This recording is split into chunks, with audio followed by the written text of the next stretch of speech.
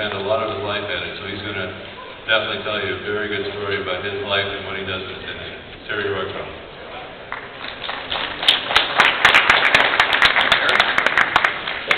Hello. Nice to see some smiling faces out here. Different crowd than we usually see at these type of events, so it's interesting. My name is Terry Roycorft. I'm with the Medicinal Cannabis Resource Center. We are a resource center that was founded in 2010 for the purpose of connecting patients with physicians. In 2010, there were very few supportive physicians in the country, and we saw a need for that. Patients were having much difficulty getting the support that they needed, and at that time, the program was only at around 5,000 licensed patients. In the 4 years that have happened since that, we've seen it move to almost 40,000 patients. So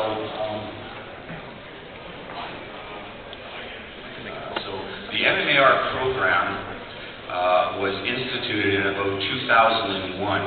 Part of the reasons that MCRCI came into effect was to assist those patients in doing that, and we do that by virtue of having doctors within the clinics themselves, so that they can support those patients through the licensing, as well as through our educated staff and experienced staff to take them through the whole procedures of deciding what strains, what doses are good for them, as well as locations that they can actually get that medicine. So the people that we help are wide-ranging. They range from elderly, seniors with chronic pain, rheumatoid arthritis, things like that, all the way down to younger people that have got epileptic episodes. We've seen a lot of increased interest in that since Sanjay Gupta's documentary on CNN identified some of the benefits of high CBD product and low THC for epileptic and young children. So we help a lot of people. We also work with them through telemedicine, so it allows us to work with people across the country and facilitate their needs as well. So as we move forward in this industry, MCRCI has been working on the old program called the MMAR, the Medicinal Cannabis Access Program. Now this program was implemented, as I said, back in 2000, and that was done because of a lawsuit which forced the government into creating a program that would create ease of access for the product for patients that were medically supported by their physicians. So when this happened back in 2000, it was an early program, and it really didn't grab any kind of friction until much later. But during that period of time, there have been many changes to the program in regards to the ability for patients to grow for themselves, the amount they can grow, who they can designate to grow product for them, and different situations like that have changed over the years. So as we move forward, what we're looking at is getting into the new program. So through the changes and some of the abuse that was happening in the old program, Health Canada decided, rather than to try and fix it and stopgap it as they had been over the last 12 years, they decided to change the program.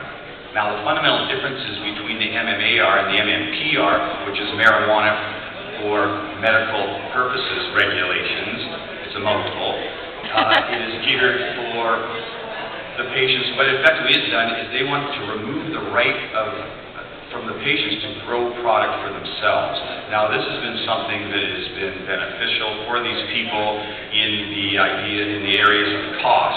They've been able to grow it at an inexpensive rate and not have to pay for it through one of the licensed producers that Health Canada originally put in place called Terrry Farms, and they were the only supplier for a number of years. The new program now has changed so that there will be many licensed producers. We don't know exactly the number of them at this point, but Health Canada has mentioned that they are going to have unlimited. We don't think that that's going to be a sustainable model, and so there's going to be a cap somewhere as we move along.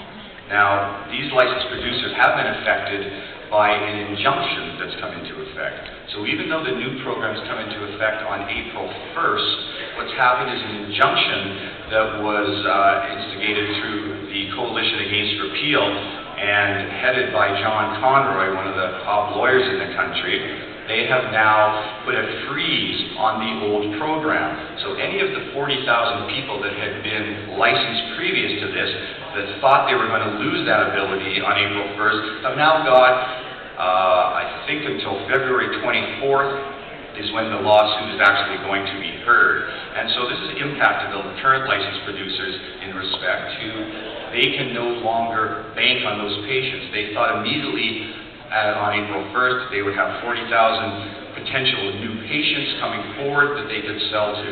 That's not the case at this point. Now all new MMPR are new patients and they don't have access to that. So there's been some issues with that.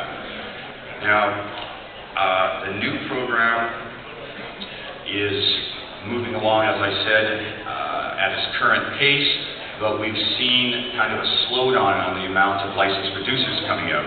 And the understanding in the industry is there's still a lack of product as they're getting up and running to be able to facilitate this. Now, as we move forward, this injunction, as we move forward in the future of this industry, the injunction will have a bit of an impact, but overall, what we're seeing right now is a parallel of those two programs running together. And as we get into the next phase of this, and that would be the injunction, we need to work on other areas to garner support from the physician and the medical community. What some of the biggest issues now and some of the optics are is that a lot of people are trying to get into this as a patient for the psychoactive effects. So some of the things that need to be worked on and actually changed in the regulations is to get standardized dosages so that the physicians can feel comfortable in what they're prescribing. Right now they're put in a very precarious position to determine and try to understand what the dosages are. So if they're prescribing and someone is saying they use 3 joints a day, they don't know the potency, the strain of that product, and they're very uneasy in prescribing that sort of medicine. So what needs to be done, and what we're also working on through MCRCI, are clinical trials so that we can now standardize product and also work with product that has no psychoactive effect, such as creams and tinctures and other types of administrations, so that we can take that barrier of resistance from the psychoactivity part of it out of the program. So as we move forward in that, we're going to get a lot more support from the physicians as well as the general public that feel that this is just an excuse for people to get high. We'll be moving on beyond that. The opportunities for medicine in this industry are absolutely huge. One of the other issues that's being talked about quite a bit is the legalization. It's an interesting concept at this point because basically we're looking at a deja vu scenario in the United States whereby prohibition of alcohol in the 30s, we're looking at the prohibition of cannabis in a similar way. The same states that were against it and moved forward to create changes in the United States are the same states that are leading this charge now in the medical marijuana aspect. And we're lucky at this point in Canada, we can watch 2 states that are close to us, Washington and Colorado, both going through these changes right now, paralleling medical marijuana and recreational use.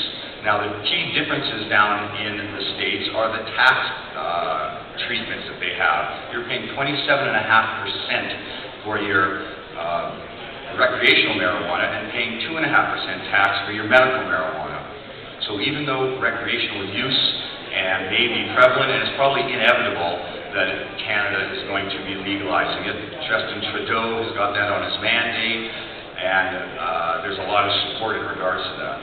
So as we move forward, we'll probably see 2 parallels, and the United States gives us a very good roadmap of what we're going to be experiencing and having to deal with as we move forward as well.